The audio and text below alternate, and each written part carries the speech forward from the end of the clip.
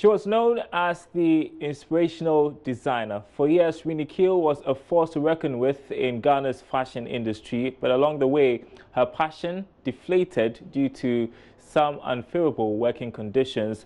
Now, as part of our series on the Glitz African Fashion Week, we engaged Renee Q Boateng, who shares some regrets along her line of duty. So she used to be an inspirational designer, Renee Q, and over the years she's gained name in the country as one of the people who actually projected the country's fashion industry. But along the line she's veered a little bit.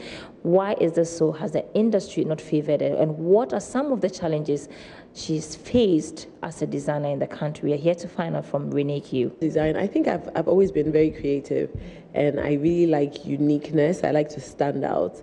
So I've always been the kind who will buy something and tweak it to my own taste and preference, and so that there's like, you know, my own something that is unique to me. So I've always done that.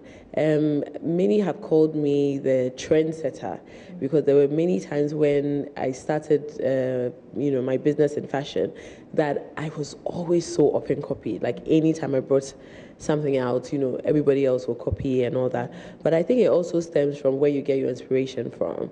So rather than maybe all designers just looking round in Ghana to see who is doing what to copy from, we should probably look out. When we say Renee Q now, what should we identify you with? Are you still that inspirational designer, or you veered into other things? And if you have, why? Why? I'm following my purpose. I'm fulfilling my purpose. I mean, I did. If we had this interview maybe 2 years ago, I probably wouldn't tell you what I'm doing. I wouldn't have known to tell you that today I'm a self-branding and development coach. That's what I do, and that's what my passion is about. That's what I'm promoting a lot now. So you asked if I still have a clothing line. I still have a clothing line. I've rebranded it. It's called Quay, but it's an online clothing shop. So I don't have a shop, a boutique where you could walk in to come and buy, but you could buy online. Why? Because my clients don't even have the time to come to the shop. It's better for them, it's more convenient for them to sit at work, sit at home, look online, just send a WhatsApp or call, I want size this, size that, in this color, and we deliver to them. So it's more convenient anyway. Now I feel like I'm making a better impact in the lives of people with what I'm doing now, because what I'm doing now is basically encouraging women out there to know that you are worth far more than you probably think, or you're probably appearing. The issue of people copying easily online has also come to bear. How have you dealt with that? With that copying and all that, I'll admit that at one point in my career as a designer, it sort of deflated me, my motivation. I felt at a certain point that why should I keep doing all of these things and people are copying? But the good thing as well is that it's good. Online is fantastic because, like you said, you reach out to thousands of people worldwide. It gives you it's also much even cheaper than saying you're paying for advertisements on TV or anything like that. So online is fantastic. But once you know what your brand is and you're able to represent it properly, you will stand out and people will look for your genuine brand and buy that. So you shouldn't be afraid, because how else would you promote it anyway? You have to show it. But then the mistake that I made many years ago, and a lot of designers are still making, is that we are not patenting our products.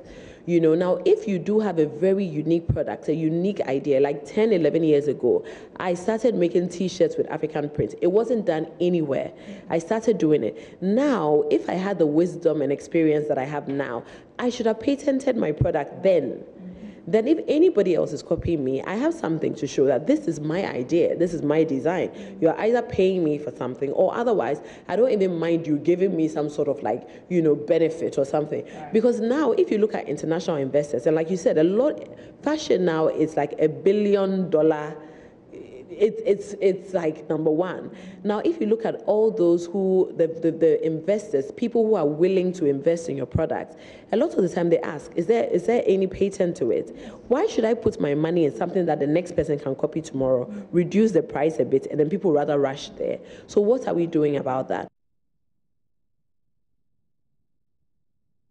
All right, so Renee Q there, she's got plenty to teach us from her experience. Right? Not only those who are interested in fashion, but interested in business as well, interested in stuff. And that's all in celebration of the Glitz African Fashion Week, which is currently happening tonight as well. Tonight as well. Great. It ends tomorrow. It's Sunday actually at the Kempinski Hotel. So awesome stuff. You'll be able to pass through to see these beautiful designs that are being put up by local designers. They are doing really well.